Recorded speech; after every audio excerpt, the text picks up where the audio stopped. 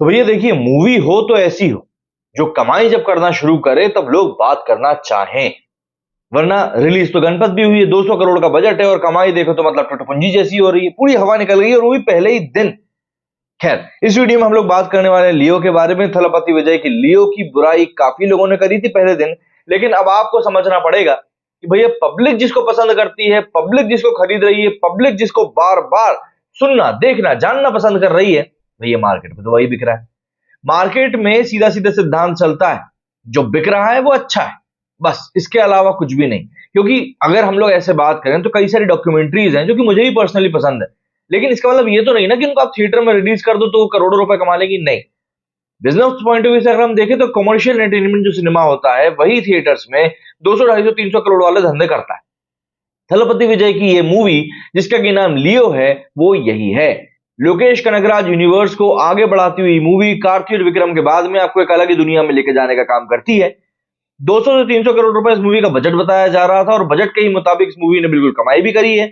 पहले दिन अगर हम वर्ल्ड वाइड कलेक्शन की बात करें तो 150 करोड़ के क्रॉस कर गई। दूसरे दिन अगर हम वर्ल्ड वाइड कलेक्शन की बात करें तो इसने 220 करोड़ को क्रॉस कर लिया, तो काफी अच्छा कलेक्शन इसने शुरुआत में ही दिखा दिया था। तो ऐसे में अगर हम इंडिया नेट कलेक्शन की बात करें तो ऑब्वियस ही बात है, हमको ज्यादा सही चीजें पता चल पाएंगी। लेकिन यहां पर सबसे पहले आज संडे का दिन है, हम लोग चौथे दिन की एडवांस बुकिंग की बात कर लेते हैं, क्योंकि आज चौथा दिन बहुत अहम है इस मूवी के लिए, एडवांस बुकिंग के लिहाज से इसलिए क्योंकि आज माना जा रहा है कि इस मूवी का कलेक्शन काफी बेहतरीन हो सकता है। अगर हम लोग बात करें इसके एडवांस बुकिंग कलेक्शन के बारे में तो तमिल 2D की अगर हम बात करें, तमिल 2D में इसके करीब 6900 शोज चल रहे हैं, ऑलमोस्ट 7000 शोज ही हैं। यहाँ पर एवरेज टिकट प्राइस इसका 178 है और जो नंबर ऑफ टिकट्स बुक हुए हैं वो काफी ज्यादा इंप्रेसिव है। 11,40,000 टिकट्स इसके बुक हुए हैं तमिल 2D में। तमिल आईमैक्स में आए तो 50 शोज हैं, 700 रुपए इसका एवरेज टिकट प्राइस है। और आपको हैरानी होगी, थर्सडे को जब ये मूवी रिलीज हुई थी उस दिन average ticket price Tamil IMAX का था करीब 950 रुपए। यहां पर टिकट्स बिके हैं ऑलमोस्ट 8,000। इसके बाद बात करें तेलुगु 2D की तो 1550 शोज हैं, 150 रुपए एवरेज टिकट प्राइस है, 82,000 यहां पर भी टिकट बिके। पर यहां पर एक हैरान कर देने वाली बात यह है कि आप तेलुगु 2D के बाद में हिंदी 2D देखेंगे तो यहां पर तेलुगु 2D से ऑलमोस्ट डबल शोज है। यहां पर 1550 शोज थे तो यहां पर 3700 शोज है। लेकिन आप नंबर ऑफ टिकट्स की बात करेंगे तो यहां पर जहां 82,000 टिकट्स बिके थे तो हिंदी 2D में वहीं पर 39,000 टिकट बिके। 50% टिकट, मतलब 50% ज्यादा शोज और 50% कम टिकट। ऐसा इसलिए हो रहा है क्योंकि इन लोगों ने हिंदी में इस मूवी का अच्छे से प्रमोशन नहीं किया है। तो अगर हिंदी में सिंगल स्क्रीन पे भी आप रिलीज कर रहे थे तो भी ढंग से प्रमोशन कर दिया होता तो मुझे लगता है इससे बेटर रिजल्ट्स होते। खैर, कनाडा 2D की बात करें तो 64 शोज हैं, 150 इसका एवरेज टिकट प्राइस है और 3889 यहां पर नंबर ऑफ टिकट्स बिके। टोटल नंबर ऑफ टिकट्स का आंकड़ा निकल कर आ रहा है 12,74,000, 12,74,000। 13 लाख मुझे लगता है जब तक मूवी आज पहला शो आएगा तब तक बिक जाएंगे। नंबर ऑफ शोज की बात करें तो 12,343 शोज इसके आज हैं और अमाउंट की बात करें तो स्टैगरिंग अमाउंट बाहर आ रहा है 22 करोड़ रुपए का। संडे को 22 करोड़ रुपए के टिकट इस मूवी ने एडवांस बुकिंग में ही बेच दिए हैं। मुझे ऐसा लग रहा है कि बॉलीवुड की अभी जो बढ़िया मूवी रिलीज हुई है उड़ते फिरते इंसान की, वो शायद इतने का लाइफ टाइम कलेक्शन भी नहीं कर पाएगी जितने की इस मूवी ने एडवांस बुकिंग कर ली। तो यहां पर लियो का चौथे दिन का जलवा तो भैया बहुत ही शानदार दिख रहा है।